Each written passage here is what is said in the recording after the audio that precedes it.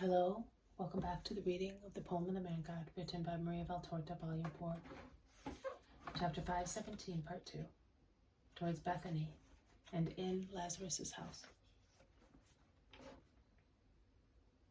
Mary of Magdala, who has been silent so far, moans in her turn. We should call the priest, but I am the more guilty one, because I oppose that, and I say that it is not the dreadful curse disease in Israel. It is not. But so many hate us, and so much that they would say it is. Your apostle Simon was declared a leper for much less. You are neither priest nor doctor, Mary, says Martha, sobbing. I am not, but you know what I have done to be certain of what I am saying. Lord, I went and covered the whole valley of Hinnom, all Siloam, all the sepulchres near En-Rogel.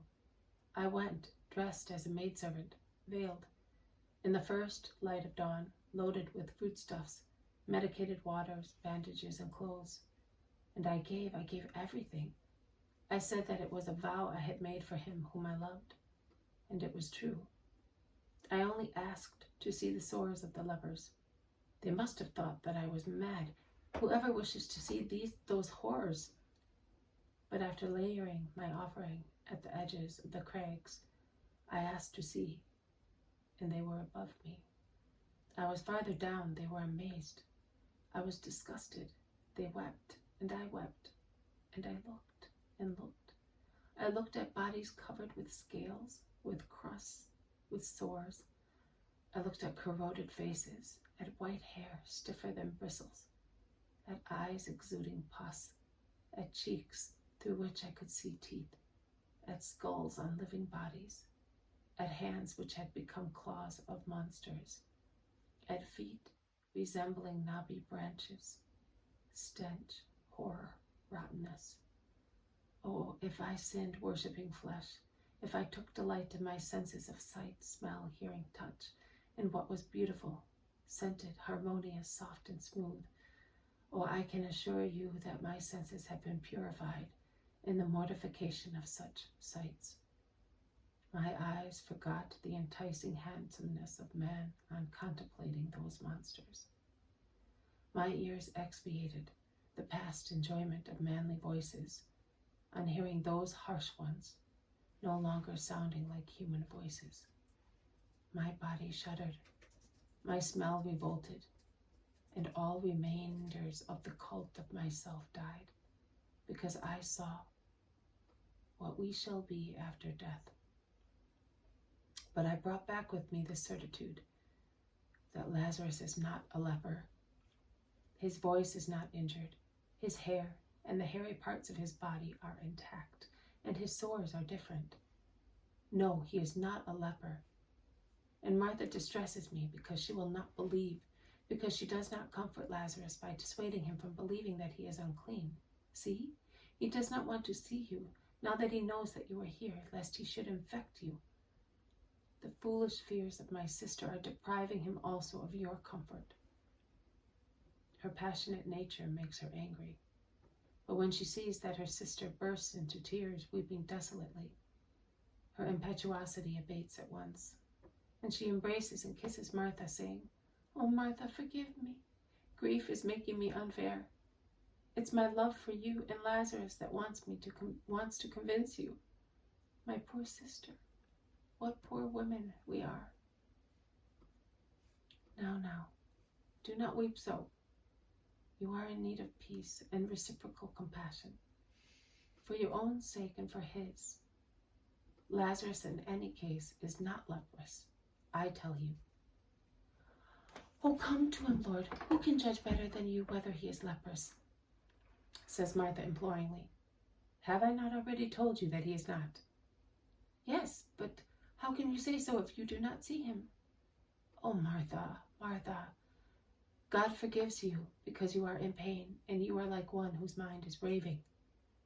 I feel sorry for you, and I will go to Lazarus and uncover his sores, and you will cure them?" shouts Martha, standing up.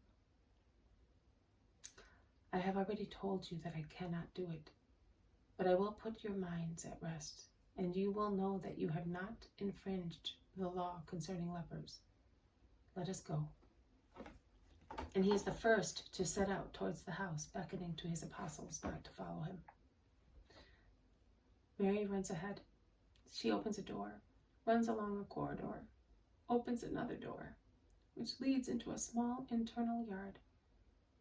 And after a few steps, she enters a semi-dark room, encumbered with basins, small vases, amphorae, bandages. A mixed odor of spices and putrefaction is perceived. There is a door opposite the first one, and Mary opens it, shouting in a voice that endeavors to be bright and joyful, "Here's the Master! He has come to tell you that I am right, my dear brother. Cheer up and smile, because our love and peace is coming in." And she bends over her brother, lifts him on the pillows, kisses him, heedless of the smell that, in spite of palliatives, exhales from the ulcerated body. And she is still bent, tidying him, and Jesus' kind greeting resounds in the room, which, enveloped in a faint light, seems to brighten up because of the divine presence. "Master, you are not afraid? I am..." "You are ill. Nothing else, Lazarus. The rules have been laid down, so comprehensive and severe, out of an understandable sense of prudence. It is better to be exceedingly prudent than imprudent in certain cases, such as catching diseases. But you are not infectious, my poor dear friend. You are not unclean. And in fact, I do not think that I lack prudence towards my brothers if I embrace you and kiss you thus." And he kisses him, taking his emaciated body in his arms. "You really are peace. But you have not seen me. You have not yet seen me. Mary will now uncover the horror. I am already a dead body, Lord. I do not know how my sisters can stand. I would not know either, so frightening and disgusting are the sores near the varicose veins of his legs." Mary's beautiful hands massage them lightly, while in her wonderful voice she replies, "Your ills are roses for your sisters. Only because you suffer, they are thorny roses. Here it is, Master, see? Leprosy is not like that." "No, it is not.